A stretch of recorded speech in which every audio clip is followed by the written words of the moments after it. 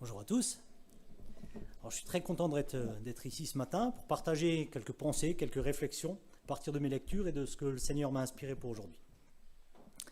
Alors depuis maintenant presque 1 an et demi, nous vivons au rythme du Covid, de la Covid, des protocoles sanitaires et des recommandations des spécialistes.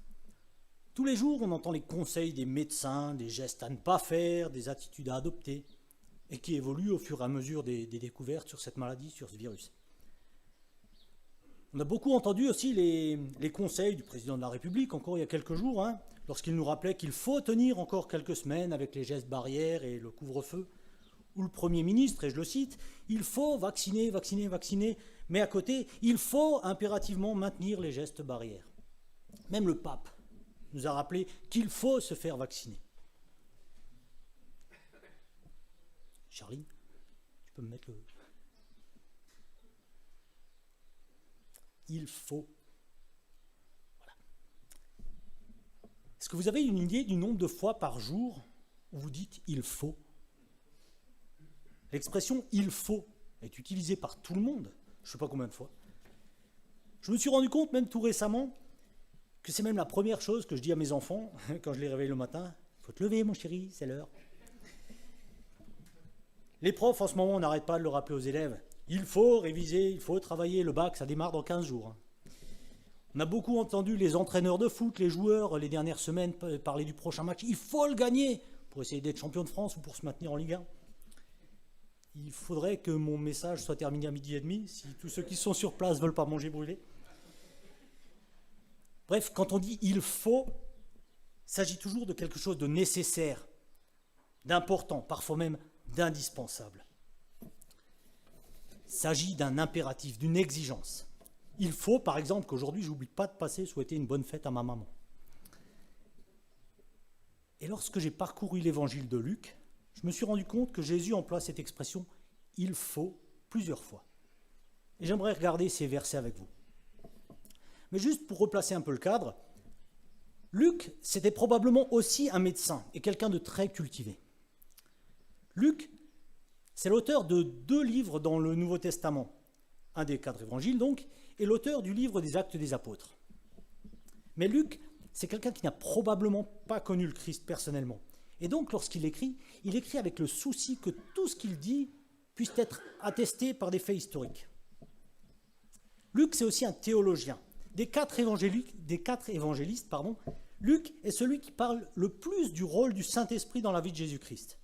Et on peut se souvenir des versets de l'Annonciation où l'ange Gabriel, pour parler des anges, explique à Marie « L'Esprit Saint viendra sur toi et la puissance du Très-Haut te couvrira de son ombre. C'est pourquoi l'enfant qui viendra sera saint, il sera appelé Fils de Dieu. » L'Esprit Saint, dans l'évangile de Luc, est à l'œuvre dès le commencement. Comme il sera à l'œuvre dès le commencement de l'Église, dès le 2e chapitre du livre des Actes des Apôtres. Luc, c'est aussi l'évangéliste de la bienveillance, de la compassion, de la miséricorde. Il est le rapporteur de passages que l'on ne trouve que chez lui. Il est le seul, par exemple, qui décrit à Noël la venue des bergers qui se penchent sur ce bébé, ce sauveur des hommes, ce roi des rois tellement attendu. Ou de cette parabole bien connue du fils prodigue, où il nous parle de ces 2 fils qui sont tant aimés de leur père. La parabole du bon samaritain également. Et on pourrait encore citer ce dialogue entre Jésus et le brigand cloué avec lui sur la croix qui dit à Jésus « Souviens-toi de moi quand tu viendras régner ».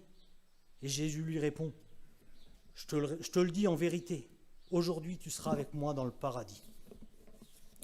Tout ça, c'est un peu la signature de Luc. Dieu est venu prendre soin, accorder son pardon, sa miséricorde à tous les hommes, des bergers, des pécheurs, des brigands. Mais tout en soulignant qu'il appelle aussi à la conversion, à la marche avec le Seigneur.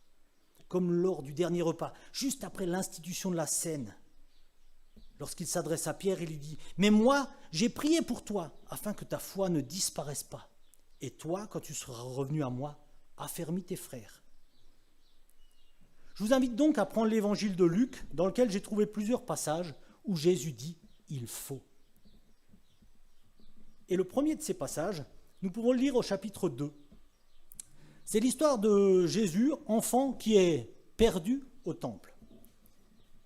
Les parents de Jésus allaient chaque année à Jérusalem pour la fête de la Pâque. Lorsqu'il eut 12 ans, ils y montèrent avec lui comme c'était la coutume pour cette fête. Puis, quand la fête fut terminée, ils repartirent. Mais l'enfant Jésus resta à Jérusalem sans que sa mère et Joseph s'en aperçoivent. Croyant qu'il était avec leurs compagnons de voyage, ils firent une journée de chemin tout en le cherchant parmi leurs parents et leurs connaissances. Mais ils ne le trouvèrent pas et ils retournèrent à Jérusalem pour le chercher. Au bout de 3 jours, ils le trouvèrent dans le temple assis au milieu des maîtres. Il les écoutait et les interrogeait. Tous ceux qui l'entendaient étaient stupéfaits de son intelligence et de ses réponses. Quand ses parents le virent, ils furent frappés d'étonnement et sa mère lui dit « Mon enfant, pourquoi as-tu agi ainsi avec nous ? Ton père et moi, nous te cherchions avec angoisse. » Il leur dit « Pourquoi me cherchiez-vous ? Ne savez-vous pas qu'il faut que je m'occupe des affaires de mon père ?» Alors, à l'époque de Jésus, les Juifs devaient se rendre à Jérusalem plusieurs fois par an pour des fêtes religieuses. Et pour ceux qui habitaient loin, il n'était pas facile de faire ce voyage, souvent à pied d'ailleurs, pour chacune de ces fêtes. Alors ils choisissaient de se rendre à Jérusalem plutôt pour le week-end de la Pâque, plutôt qu'à d'autres occasions. Et ils venaient de partout. Et ceux qui venaient de très loin s'organisaient pour voyager en groupe, pour se déplacer en groupe. Et souvent ils marchaient comme ça, les femmes devant, les hommes et les enfants derrière. Et ils allaient comme ça jusqu'à Jérusalem. Donc dans cet extrait, Jésus a 12 ans. Donc comme tous les ans, ils vont à Jérusalem, ils vont faire la fête. Il y a une foule immense et après quelques jours, ils repartent. Et c'est après une journée de marche que Joseph et Marie se rendent compte que Jésus n'est pas avec eux. Il est où le petit ? Il n'est pas avec toi, non ? Il est où ? 24 heures. Ils avaient perdu leur fils sans s'en rendre compte. Alors je ne sais pas si ça vous est déjà arrivé de perdre un enfant dans une foule, hein, c'est possible. Hein. Nous, ça nous est arrivé un jour dans un supermarché de nous retrouver face à face avec une petite fille de 4-5 ans. Elle ne retrouvait plus sa maman. Donc il y avait pas mal de monde ce jour-là dans le supermarché. Cette gamine se plante devant moi, elle m'attrape le bras. « Monsieur, j'ai perdu ma maman. » Alors on a essayé de la rassurer. Tout de suite, on s'est dit on va la ramener, on va l'accompagner à l'accueil du grand magasin. Là-bas, on a immédiatement aperçu une dame visiblement paniquée qui attendait que l'hôtesse en face fasse l'accueil, l'annonce qu'on a tous déjà entendue. Hein. La petite Élise attend ses parents à l'entrée du magasin. Là, en l'occurrence, c'est la maman qui attendait sa fille. Bon, si j'ai choisi le prénom Élise, ce n'est pas tout à fait par hasard, c'est parce que ça nous est arrivé aussi en tant que parents, avec notre fille qui avait préféré retourner jouer aux poupées que de continuer à faire les courses avec nous. Bon, ça ne dure jamais bien longtemps, hein, quelques minutes, mais quelle angoisse quand on ne sait pas où est son enfant. Donc, on le voit, on peut facilement perdre un enfant dans la foule, et cette foule immense au retour de Jérusalem, donc le groupe prend la route du retour, et c'est que bien plus tard que Joseph et Marie se rendent compte que Jésus n'est plus là. Mais c'est qu'après 3 jours, hein, c'est écrit un peu plus loin, après 3 jours qu'ils retrouvent leur fils, Jésus, il est au temple, avec les maîtres de la loi qui l'écoutent et interrogent. Et eux aussi, ils l'écoutent avec la plus grande attention. 12 ans. Ils lui posent des questions et ils sont stupéfaits. Le texte nous dit, hein, par sa sagesse, par sa connaissance, par son intelligence. Donc ils arrivent, et Marie parle à Jésus de leur angoisse. Jésus répond à Marie et à Joseph, mais pas à propos de cette absence. Lui parle de sa propre activité. Et il leur dit, il faut que je m'occupe des affaires de mon père. Déjà à 12 ans, il savait que la priorité dans sa vie, c'était de s'occuper des affaires de Dieu. La priorité dans sa vie, c'était de faire ce que le Père voulait, de faire la volonté de Dieu. Souvent, dans la vie, on aime bien s'occuper des affaires des autres, mais ce n'est pas ce que Jésus nous demande. Il nous demande de nous occuper des affaires de notre Père céleste. Ailleurs, Jésus nous dit aussi la même chose, mais avec d'autres mots, cherchez d'abord le royaume de Dieu. La priorité, faire ce que Dieu attend de nous. Le premier « il faut » qu'on rencontre, on pourrait l'appeler le « il faut » du service. Chacun de nous a été sauvé, et maintenant, on doit servir Dieu, là où Dieu nous a mis. Donc la question qu'on pourrait se poser, c'est quelles sont les affaires de Dieu dont je m'occupe ? Qu'est-ce que je fais pour Dieu? Quel service accomplissons-nous au nom du Seigneur? Évangéliser? Partager sa foi lorsqu'on en a l'occasion, dans une discussion? Participer au ménage ou aux travaux de l'église, puisqu'on en a parlé hier soir en AG? Accueillir à la maison? Donner un verre d'eau? Prier? Prier, c'est parfois peut-être plus important que d'agir ou de parler. Qu'est-ce que nous faisons pour le Seigneur? Dans 1 Corinthiens 7, Paul nous dit que chaque chrétien est un affranchi du Seigneur et un esclave de Christ. On est à la fois des affranchis, mais aussi des esclaves. C'est-à-dire que nous sommes des serviteurs du Christ. Le « il faut » du service. Qu'est-ce que nous faisons pour le Seigneur? On peut se rappeler comme exemple l'engagement missionnaire de personnes qu'on connaît bien ici à Colmar, qui ont renoncé à des carrières toutes tracées de médecins, de professeurs, à un beau salaire et à des situations plutôt confortables qui vont avec, pour aller annoncer la bonne nouvelle du Christ, en tant que pasteur, en tant qu'évangéliste, ou partir soigner, enseigner dans des pays d'Afrique, sans soucier de leur confort ou même de leur sécurité. Ils servent le Seigneur fidèlement, parfois malgré les risques énormes, même dans un pays instable, parce qu'ils se sont sentis appelés à le faire, parce qu'ils aiment le Seigneur. Le premier « il faut » de Jésus. Qu'est-ce que nous faisons pour le Seigneur? Le deuxième « il faut » de Jésus se trouve dans Luc au chapitre 4, les versets 42 et 43. Quand il fit jour, il sortit et se retira dans un endroit désert. Une foule de gens se mirent à sa recherche et arrivèrent jusqu'à lui. Ils voulaient le retenir afin qu'il ne les quitte pas. Mais il leur dit, « Il faut aussi que j'annonce aux autres villes la bonne nouvelle du royaume de Dieu, car c'est pour cela que j'ai été envoyé. Il faut que j'annonce la bonne nouvelle, pas seulement ici, mais aussi ailleurs. » C'était ça sa mission, son ministère.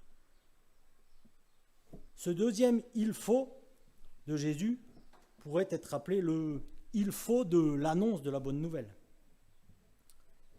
Jésus devait annoncer l'évangile partout. Il était sollicité de toutes parts, tout le monde voulait être guéri ou voir des miracles.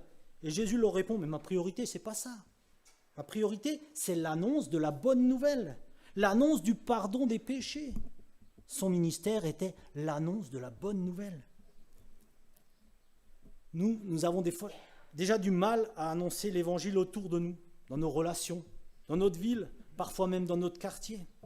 Et particulièrement en ce moment, où les relations sociales et les rencontres sont un peu mises de côté ou ont péché. Souvenez-vous de ces rencontres Horizon Dieu que nous avions organisées l'an dernier pour parler de l'évangile et qui ont dû être annulées en dernière minute à cause des restrictions sanitaires. Mais parfois, la cause, c'est juste nous. Nous n'osons juste pas. On se pose trop de questions. On se demande ce que va penser la personne en face si on lui dit qu'on aime le Seigneur, qu'on est chrétien. Alors sachons rebondir sur chaque occasion que Dieu nous donne de lui parler de ce qui est si important pour nous dans nos vies, de ce qu'il a fait pour nous et des promesses qui sont les siennes. Il faut annoncer la bonne nouvelle. Paul insiste aussi sur cette idée dans sa lettre aux Romains. En effet, toute personne qui fera appel au nom du Seigneur sera sauvée. Mais comment donc feront-ils appel à celui en qui ils n'ont pas cru ? Et comment croiront-ils en celui dont ils n'ont pas entendu parler? Et comment entendront-ils parler de lui si personne ne l'annonce? Je suis tombé sur un sondage qui avait été fait aux États-Unis juste au moment de la sortie du film Les 10 commandements. Alors ce qu'il faut faire selon la loi que Dieu a donnée à Moïse, ou pas. Selon ce sondage, les Américains sont plus calés sur les ingrédients qui entrent dans la recette du Big Mac que sur les 10 commandements de la Bible. 80% des personnes interrogées pouvaient citer les principaux ingrédients du Big Mac, quand seulement 60% connaissaient le commandement qu'ils ont pourtant le plus cité, « Tu ne tueras point ». 45% seulement connaissaient le commandement « Tu honoreras ton père et ta mère », alors que 62% savaient qu'il y a un cornichon dans le Big Mac. Quant à ce qui est des premiers commandements, ceux qui concernent notre attitude face à la personne de Dieu, alors là, la proportion était insignifiante. Il faut que la bonne nouvelle de Dieu soit annoncée. Le troisième il faut se trouve dans Luc au chapitre 9. Il s'agit du il faut des souffrances. Et il ajouta, il faut que le Fils de l'homme souffre beaucoup et soit rejeté par les responsables du peuple, les chefs des prêtres et les spécialistes de la loi. Il doit être mis à mort et ressuscité le troisième jour. Jésus avait déjà fait allusion au fait qu'il devrait souffrir et mourir. Les disciples l'avaient déjà entendu. Mais maintenant, Jésus devient de plus en plus clair, de plus en plus explicite. Et il raconte en détail qu'il va mourir. Mais avant ça, il doit souffrir, et pas seulement physiquement, avant de mourir. Donc, l'arrestation qui a suivi n'était pas une coïncidence. La trahison de Judas n'était pas un événement inattendu. La mort de Jésus n'était pas un échec. Et sa résurrection ne devrait pas être une surprise. À 3 moments dans l'évangile de Luc, Jésus prévient ses disciples qu'il va souffrir, mourir et ressusciter. 2 fois dans Luc 9 et 1 fois dans Luc 18. La suite du récit nous montre que les disciples ont quand même eu du mal à croire que leur ami, que leur maître allait mourir. Il fallait que Jésus soit rejeté, qu'il souffre, qu'il meure et qu'il revienne à la vie. Il fallait ça pour que nous puissions être pardonnés. Et lorsqu'il rencontre de nouveau ses disciples, en Luc 24, après sa résurrection et avant d'être enlevé au ciel, donc il rencontre ses disciples pour la dernière fois, alors qu'ils ne croyaient pas encore qu'il était vivant. Jésus leur dit au verset 44, « Voici ce que je vous ai dit quand j'étais encore avec vous. Il faut que s'accomplisse tout ce qui est écrit de moi dans la loi de Moïse, dans les prophètes et dans les psaumes. » Il fallait que ça se passe. Jésus était déjà revenu à la vie dans Luc 24. Et il explique aux disciples, « Mais il fallait que je souffre et que je meure. » Le « il faut » des souffrances et des promesses de Jésus. Il fallait qu'il meure, qu'il souffre, afin que nous puissions être pardonnés, sauvés. Alors on peut se demander s'il faut aussi parfois que les chrétiens souffrent. Non pas pour être sauvés ou pardonnés. Mais Pierre, au début de sa première lettre, l'apôtre Pierre dit « Il le faut, vous êtes pour un peu de temps attristés par diverses épreuves, pour éprouver votre foi. » Il dit à des chrétiens persécutés en raison de leur foi dans 1 Pierre, « Il faut que vous passiez par des épreuves. » Et l'apôtre Jacques reprend cette idée aussi, avec des termes encore plus forts. « Mes frères, quand vous passez par toutes sortes d'épreuves, considérez-vous comme heureux, car vous le savez, la mise à l'épreuve de votre foi produit l'endurance. » Et il ajoute qu'il faut que votre endurance aille jusqu'au bout de ce qu'elle peut faire pour que vous parveniez à l'état d'adulte auquel il ne manque rien. Donc si on trouve dans la Bible un « il faut » des souffrances de Jésus, on peut reconnaître aussi un « il faut » des souffrances du chrétien. Heureusement, la Bible nous rappelle aussi que le Christ est là, prêt à entendre nos souffrances et qu'il est toujours là, prêt à soutenir, à relever à celui qui s'adresse à lui avec foi. Même si nous souffrons, nous pouvons demander et recevoir le secours, la consolation, la force du Seigneur au milieu de l'épreuve. Le « il faut » des souffrances. Et pour terminer, je vais lire dans Luc 19. Le « il faut » du salut. L'histoire bien connue de Zachée. Et je lis le verset 5. « Lorsque Jésus fut arrivé à cet endroit, il leva les yeux, le vit et lui dit, « Zachée, dépêche-toi de descendre, car il faut que je m'arrête aujourd'hui chez toi.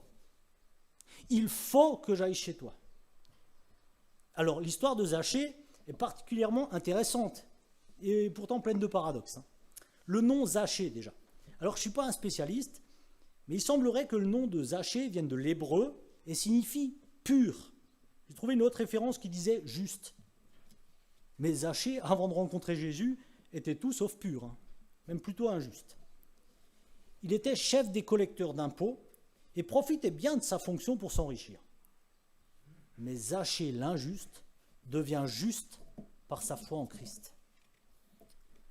Zachée était un homme important, qui devient comme un enfant au passage de Jésus. Il grimpe sur les branches pour le voir passer.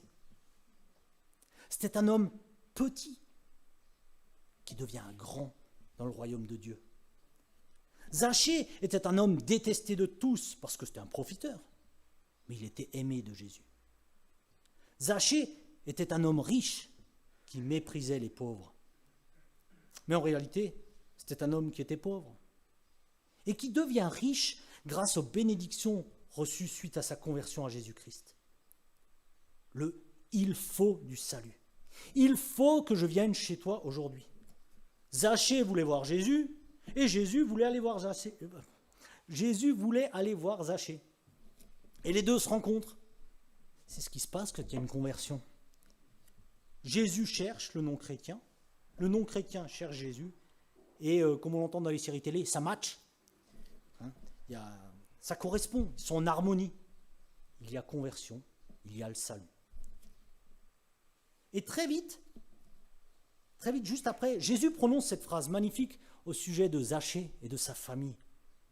Alors Jésus dit, à tout le monde, à tous ceux qui étaient autour, Jésus dit à son propos, « Le salut est entré aujourd'hui dans cette maison. » Avant sa rencontre, le salut n'était pas dans cette famille. Zachée n'était pas converti, et les membres de sa famille, probablement pas non plus. On lit la même chose à propos du geôlier de Philippe dans Acte 16.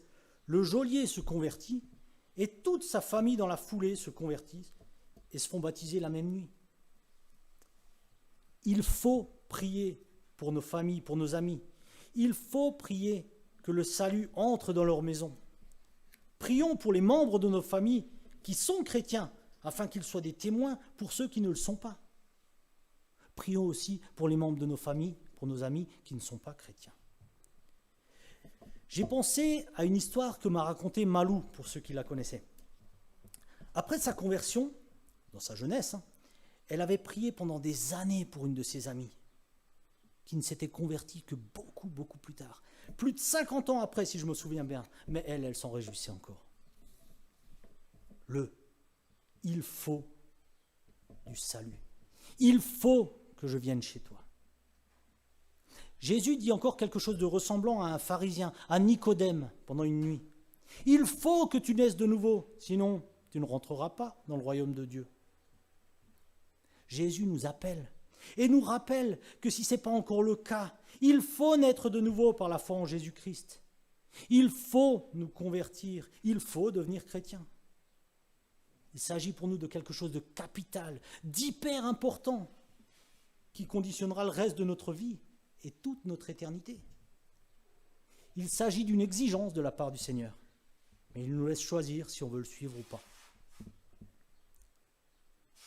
Je me souviens, quand j'étais petit, de la réponse de ma grand-mère quand je lui disais « il faut faire ceci ou il faut faire cela ».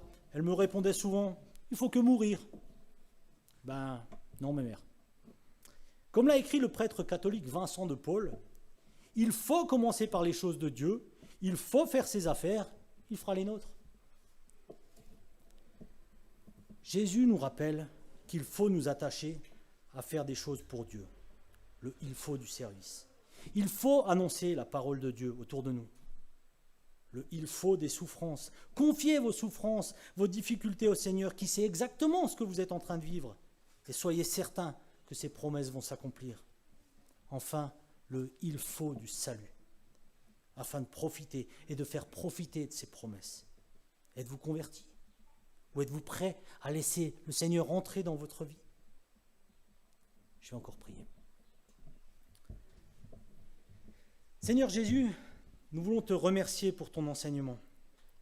Merci de nous aider à vivre comme de vrais serviteurs, fidèles à notre Maître. Aide-nous à choisir les bonnes priorités dans notre vie.